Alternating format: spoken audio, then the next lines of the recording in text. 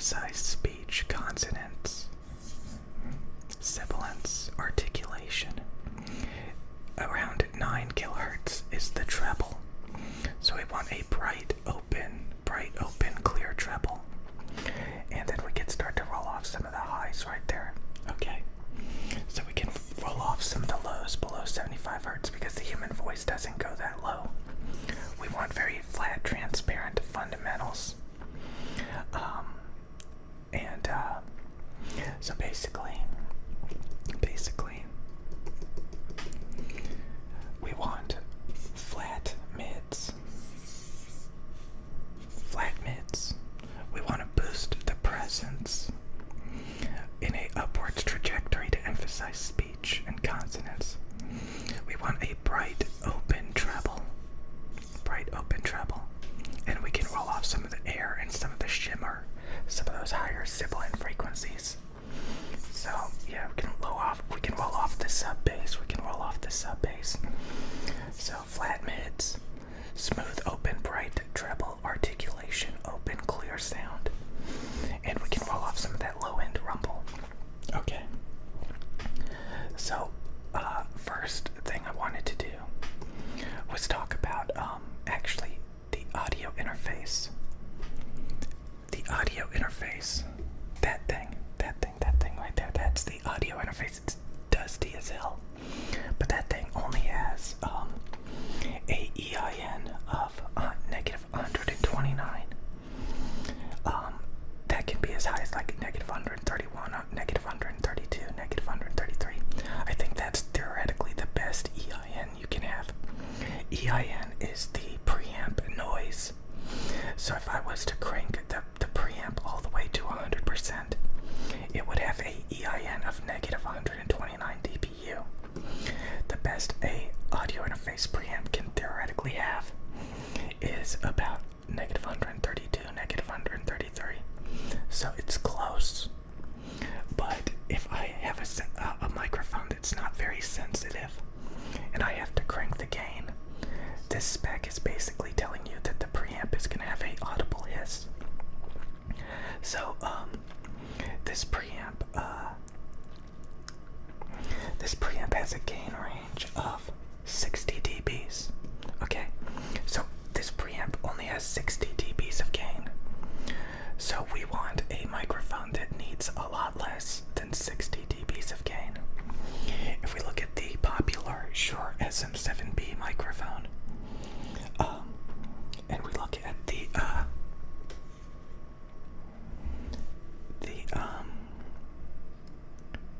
output level, we can see this microphone needs 59 dBs of gain. That means the microphone needs all of the preamp gain. That is not good, okay? If we look at the Electro Voice RE20, I don't know if it tells you.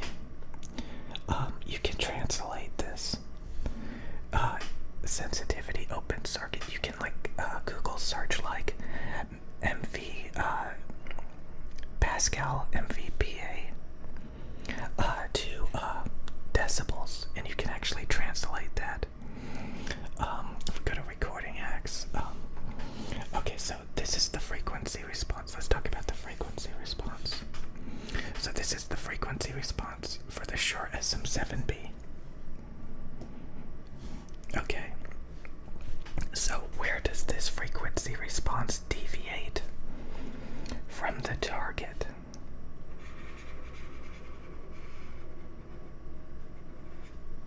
Let's make it a little bit thinner.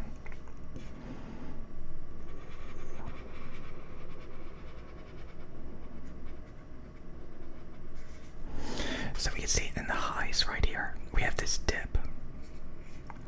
See that dip? That's a dip in the treble around 9K. Okay, so if we look at our target around 9K, that's the treble. Okay, so it's supposed to be open and boosted here. But on this microphone, it's actually scooped out. So that makes the SM7B sound dark in the treble frequencies around 9K. Besides that, the frequency response is really good. We could see these roll-off switches that's a presence boost for vocals. You do not want that. And that thins out the voice to cut through a mix in a music mix. Those two switches are basically for like music production and singing and stuff. But for spoken word, like I said, we want flat mids and a treble boost. This microphone has basically flat mids but no treble boost. So that means it's gonna sound dark. So that is a defect. That dark treble is a defect. Okay. Now, if we look at the Electro Voice RE20 frequency response. So again, these two microphones are dynamic microphones. They need basically like 60 dBs of gain to power them. So they stress the preamp that you use, which is gonna have some audible hiss, and dynamic microphones just sound very claustrophobic and not as detailed as condenser microphones. So they're not very sensitive and stuff like that. But here's the RE20. You see it rolls off at 75 hertz. Right here, you see this region. That is very, very bad. That is very bad. So it's not flat. It's supposed to be flat here, okay? But it's not flat. It scoops down and then shoots up. It looks like that. Okay, so the high mids from let's say 1 kilohertz to 5 kilohertz. 1 kilohertz to 5 kilohertz is very bad. Okay, so this adds a lot of funky coloration in the high mids, but we can see it has an open, clear treble. Okay, so that's good. So that's good. That's good. That's bad. Okay, so if you get this microphone, it is funky from 1 to 5 kilohertz. It doesn't sound very good. So this microphone is always going to sound defective in this region. Okay, because it's supposed to be flat from here to here. Okay, or it can start rising right here. Okay, so it is a audible defect. That is a audible defect right there. That's a defect. So we can look at a different microphone. This is the Rode NT1. Now this is a condenser microphone, which means it's going to need less gain. So this microphone needs 29 dBs of gain. So the other microphones needed, like this sure isn't. This microphone needed 59 dBs of gain. This microphone only needs 29 dBs of gain. Okay, so that means you're not going to stress the preamp. So,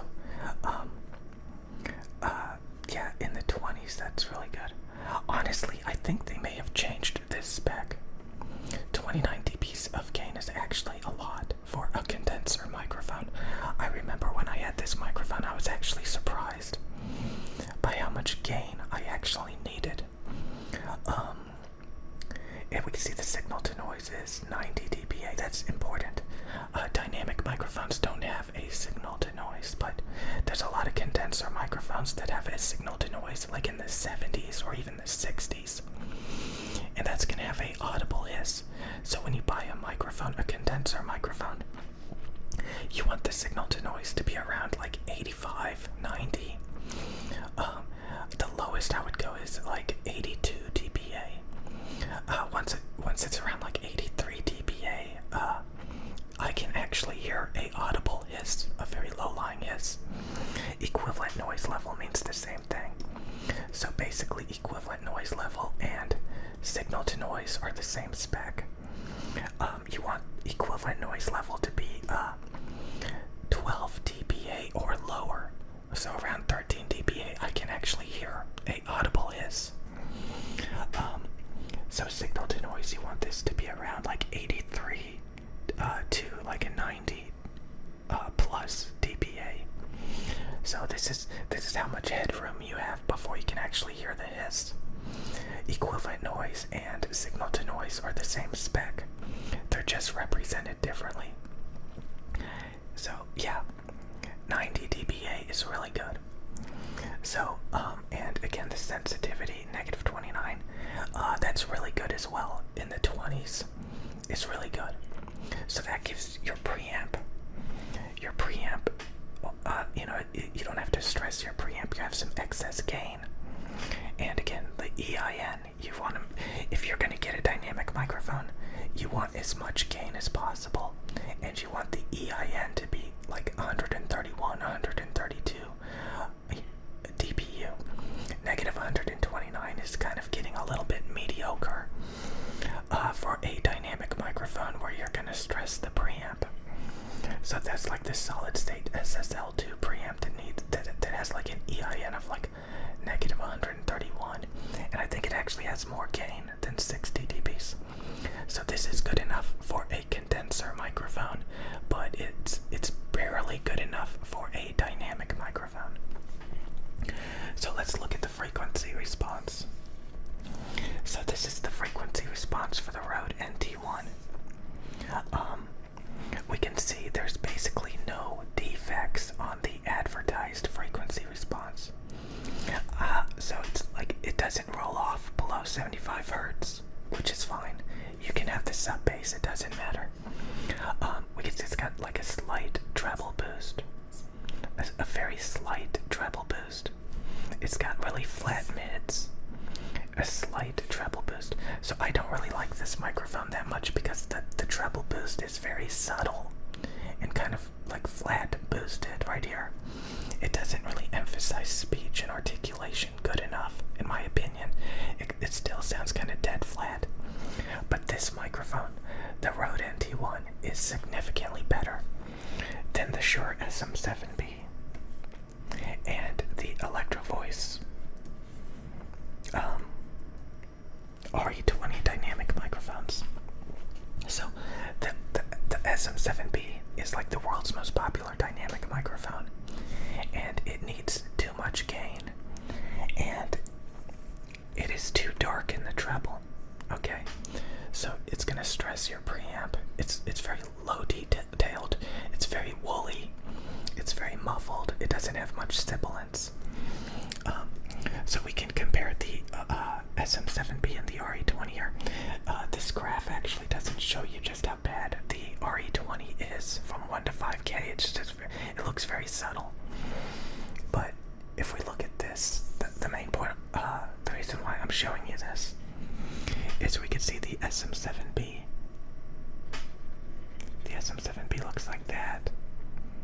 Okay, and the RE20 looks like that. So we can see the treble cut on the SM7B. Okay, so that's the treble cut on the SM7B. And, this is the treble boost on the RE20.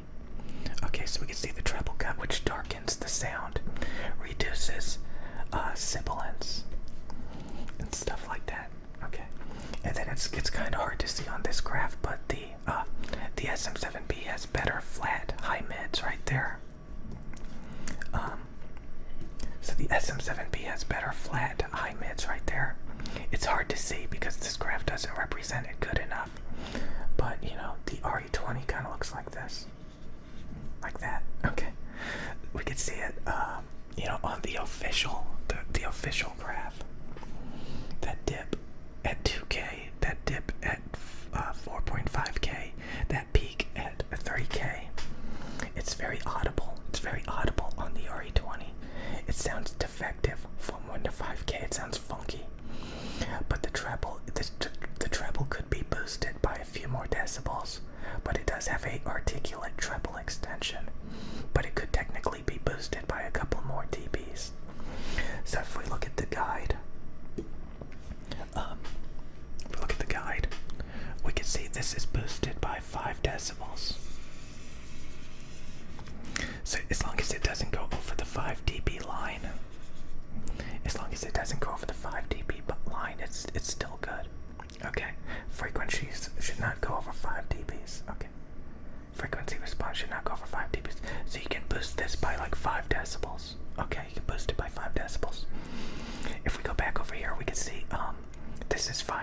dBs right here.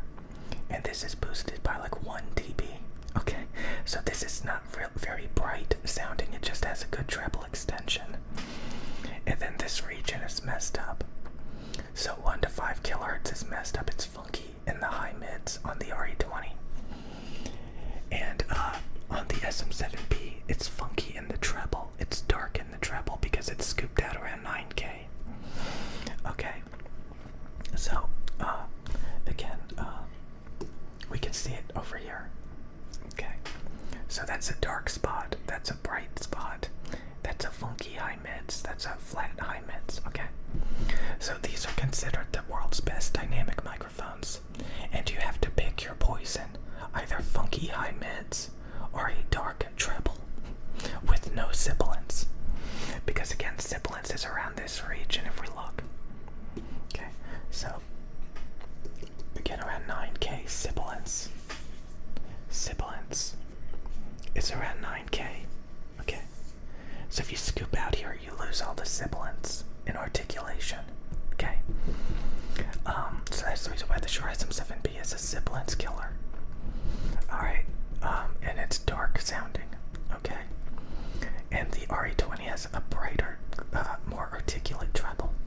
Okay, so this is how you can read responses and see the adverse effects and specification performances. I'll see you guys later.